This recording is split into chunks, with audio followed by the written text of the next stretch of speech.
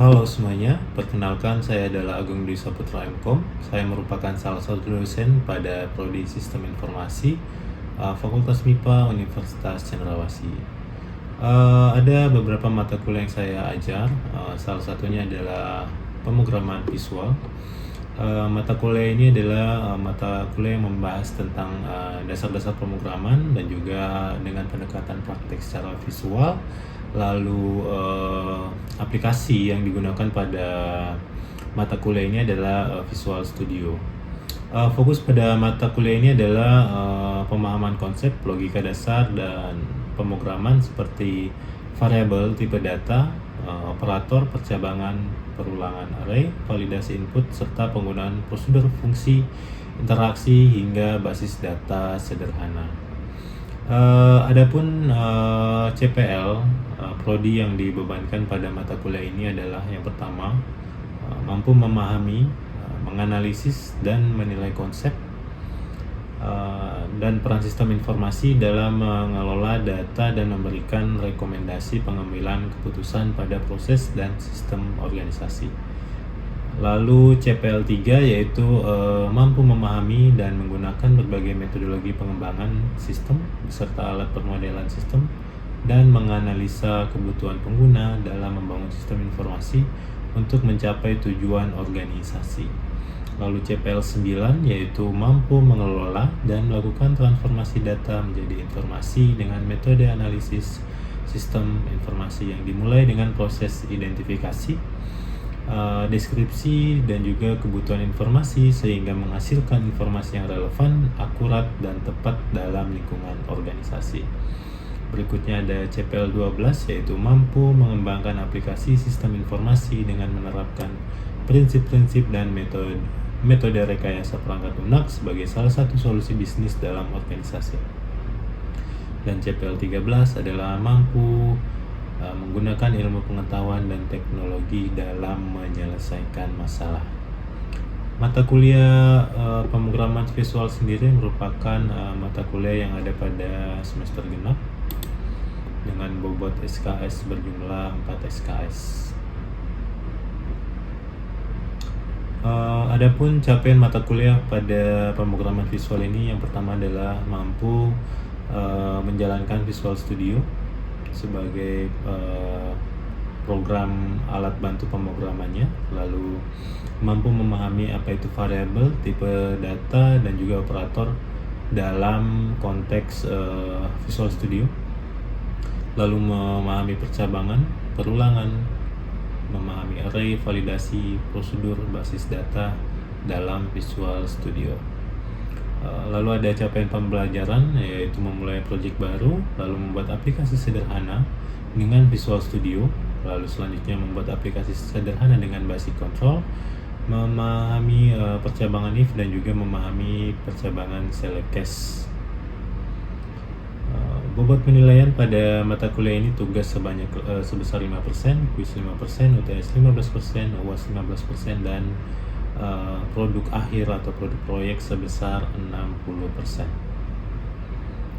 Adapun sumber pustaka yang saya gunakan ada Smith Dev Community 2015, Panduan Visual Basic Net Jakarta Media Komputindo, dan juga Raharjo Budi 2016, Mudah Belajar VBNet Bandung Informatika, dan juga yang terakhir ada website malasngoding.com. Oke, berikut kegiatan belajar mengajar saya yang saya lakukan secara online.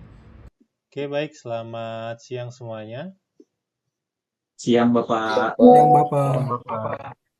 Oke, baik. Terima kasih semuanya untuk kehadirannya di pertemuan kita. Jadi hari ini adalah pertemuan kedua. Minggu kemarin kita sudah masuk pada pertemuan pertama, yaitu konsep perkuliahan. Sehingga hari ini kita akan langsung masuk pada materi tentang pemrograman visual. Jadi seperti yang sudah saya bahas pada minggu lalu, mata kuliah ini akan membahas soal bagaimana kita membuat sebuah program atau aplikasi dengan bantuan aplikasi yang namanya adalah Visual Studio, di mana ini adalah atau merupakan pembaruan dari aplikasi VB atau Visual Basic. Jadi mungkin kalau kalian ingat pemrograman sebelumnya kita by text seperti Pascal, C++. Nah, pada pemrograman kali ini dia sedikit berbeda karena ada tampilan visualnya. Jadi dari segi UI lebih nyaman dan juga lebih intuitif ya, karena kita di sini bisa sekalian merancang tampilan karena si Visual Studio menyediakan beberapa tampilan-tampilan seperti input, seperti button dan seterusnya. Oke, saya langsung masuk pada aplikasinya. Jadi di sini saya sudah buka. Ini adalah aplikasi dari Visual Studio. Saya share dulu. Mana Visual Studio? Microsoft Visual Studio. Oke. Oke, tampilannya sudah berubah ya? Lagi proses, Bapak. Masih proses, oke. Iya, Sudah? Oh ya, ini ya, sudah muncul ya harusnya ya. sudah, Bapak. Oke, nah ini adalah tampilan awal dari aplikasi Visual Studio. Jadi kurang lebih seperti ini tampilannya dengan versi yang saya gunakan. Di sini kalian bisa lihat ada OpenResend. Ini adalah aplikasi-aplikasi atau lebih tepatnya dokumen Resend yang telah saya buat sebelumnya, sehingga dia pasti akan muncul pada OpenResend di sini. Lalu di sini bisa di sebelah kanan ada pilihan. Nah, kita karena mau buat project pertama atau project baru, kita bisa pilih create new project. Oke, masih loading. Nah, di sini kita akan dibawa pada tampilan seperti ini. Di sini kita diminta untuk memilih apa ya bahasanya, konsol, atau kita tuh mau buat aplikasi base apa di sini. Nah, di sini ada banyak pilihan ya, ada konsol application VB, ada class library dan sebagainya. Di sini kita bisa memilih yang ini ya, VB Windows Form Application Visual Basic. Atau kalau yang di recent sini ya, maksudnya kalau sudah pernah buka, nanti dia akan munculkan apa form aplikasi yang terakhir kita pilih. Nah, di sini kita bisa langsung pilih Visual Basic. Langsung pilih next saja. Di sini project name misalnya project pertama. Lalu saya next. Oke, frameworknya kita pilih default saja, yaitu 8.0 dan oke. Nah, selanjutnya seharusnya kita dibawa pada tampilan dari Visual Studio itu sendiri. Oke, ya ini membutuhkan waktu. Waktunya berapa lama? Ya tergantung dari spek komputer kita ya. Karena ini speknya so-so ya, jadi tidak terbuka. Loh, dia keluar ya. Oh, bentar.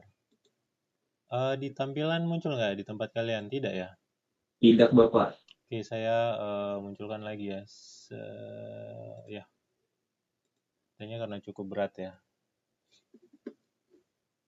Oke. Dia sedang berusaha untuk menampilkan close. Oke. Sepertinya sudah muncul ya.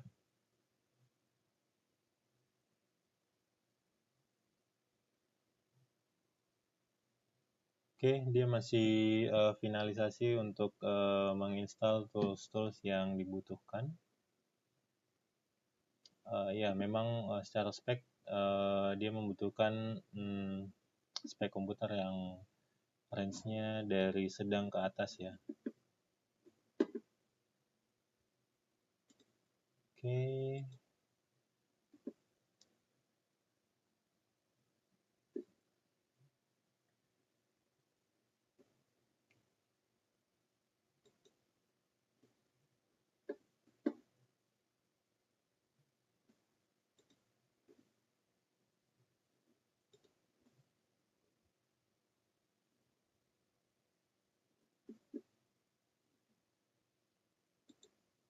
Oke, ya jaringannya sedikit bermasalah, tapi nggak apa-apa. Saya coba lagi. Tadi mana project Visual Studio? Ya, ini ya.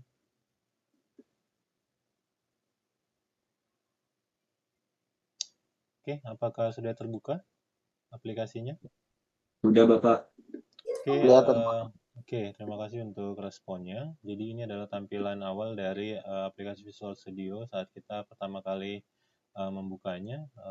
Seperti biasa ada menu di atas, mulai dari file, edit, view, kit, project, dan sebagainya. Kita bisa fokus pada toolbox. Sorry. Nah, di sini ada command control yang disediakan. Jadi ini adalah fitur-fitur yang ada pada Visual Studio yang bisa kita pakai untuk membangun aplikasi yang kita butuhkan. Contoh di sini saya mungkin akan mempraktekkan bagaimana cara menggunakannya. Kita pakai beberapa kontrol yang umum seperti misalnya button. Sesuai namanya, di sini kita bisa gunakan kontrol ini untuk nantinya dijadikan sebagai sebuah button untuk melakukan proses. Misalnya proses kita buat aplikasi perhitungan, nanti di sini buttonnya kita bisa gunakan untuk proses, atau misalnya untuk penyimpanan, untuk button simpan, button keluar, dan seterusnya. Lalu ada label. Oh ya, ini caranya kita drag and drop ya, kita tarik saja. Label ini untuk penamaan ya. Misalnya di sini untuk mengganti namanya, saya bisa klik 2 kali. Sorry.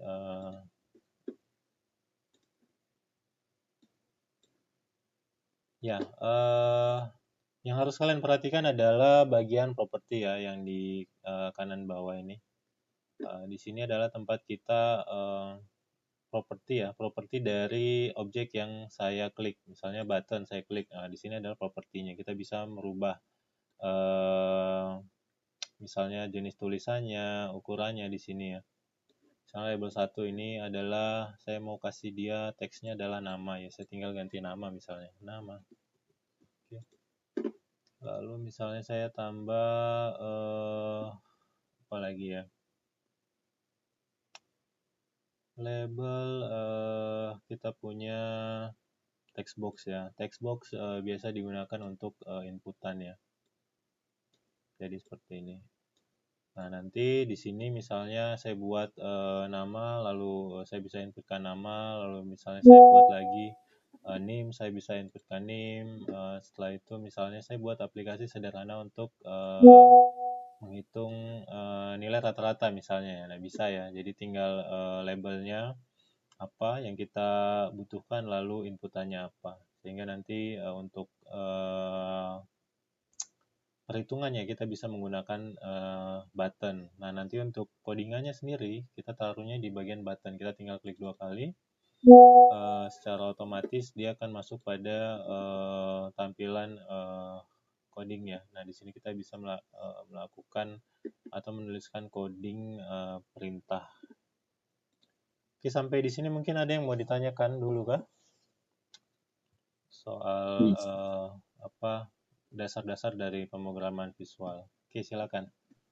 Izin Bapak, itu yang di bagian dalam text box itu kan tadi Bapak kasih contoh untuk kayak perhitungan, itu kan dia akan berupa inputan. Nah, misalkan kalau ada 2 text box, itu kan kalau defaultnya berarti kan apakah dia, contohnya text box pertama tuh punya variabel yang sama atau tidak ketika kita masukkan dia ke dalam satu halaman yang sama, atau ketika kita drop text box yang kedua itu dia akan berubah jadi text box 2. Jadi text box 1 sama text box 2 itu beda, jadi nanti ketika dimasukkan perhitungan bisa dihitung. Atau kita harus ada perubahan lagi di bagian properties.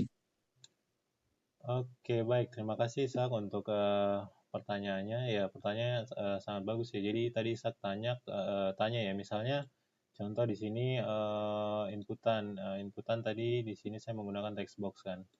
Nah, ini. Tadi kan ada text box ya. Di sini secara properti dia kita bisa lihat ya, namanya adalah, kita cari name, nama, mana nama? Nama. name ya. Namanya adalah textbox 1. Nah, tadi Isak tanya kalau kita nambah lagi gimana tuh? Jadi secara sistem, secara otomatis namanya dia agak nge-lag. Namanya harusnya berubah ya. Jadi dia secara otomatis akan menjadi textbox 2 seperti ini. Nah, untuk nama sendiri bisa kita ganti ya. Kita bisa ganti namanya sesuai dengan kebutuhan kita, tapi ingat jangan menggunakan spasi. Dan juga untuk pemanggilannya nanti disesuaikan. Misalnya ini saya sudah ganti namanya menjadi input 1 misalnya. Berarti nanti saat di codingan untuk mengenal si textbox 1, kita nggak bisa lagi tulis namanya menjadi textbox 1, tapi sudah kita panggilnya menjadi input 1 karena namanya sudah kita rubah. Jadi kalau tadi pertanyaannya apakah kita harus merubah secara manual lagi?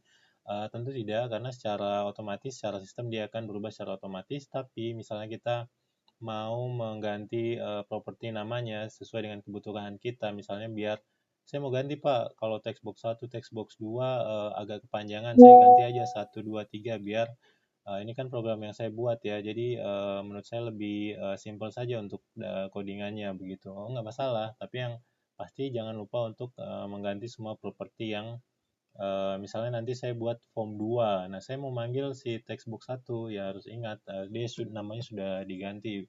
Bukan textbox 1 lagi, tapi namanya adalah input 1 misalnya. Jadi seperti itu Isak. Bisa ya?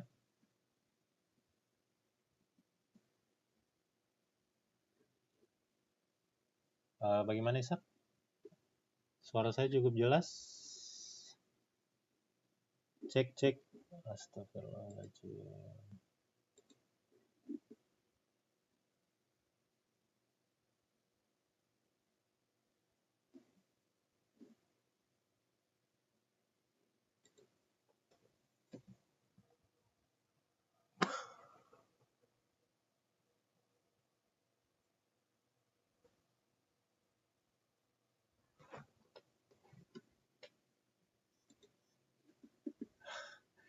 Iya, tadi putus di bagian mana ya, Isak? Pas saya menjelaskan putus kah?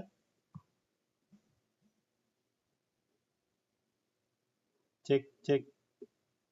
Apakah sudah bisa mendengar kembali suara saya?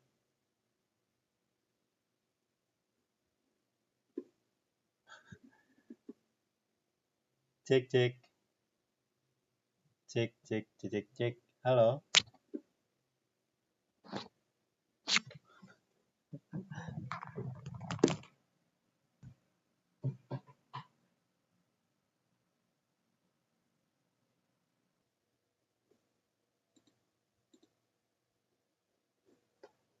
Tadi putus di mana?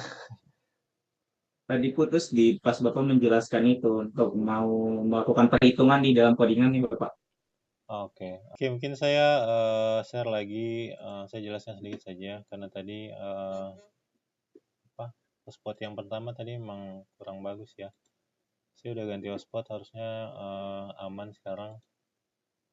Oke,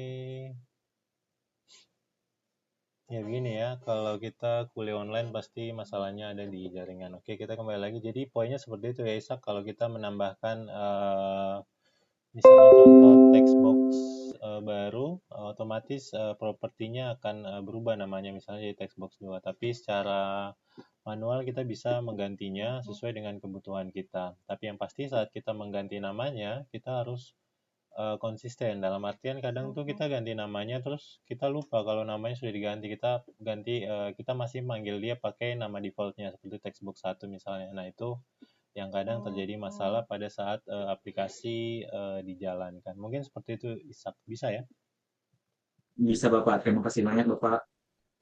Teman-teman yang lain mungkin masih ada? Oke, kalau misalnya tidak ada karena mata kuliah ini adalah ada prakteknya ya. Jadi selanjutnya silakan kalian bisa membuka modul. Di sini saya tampilkan modulnya.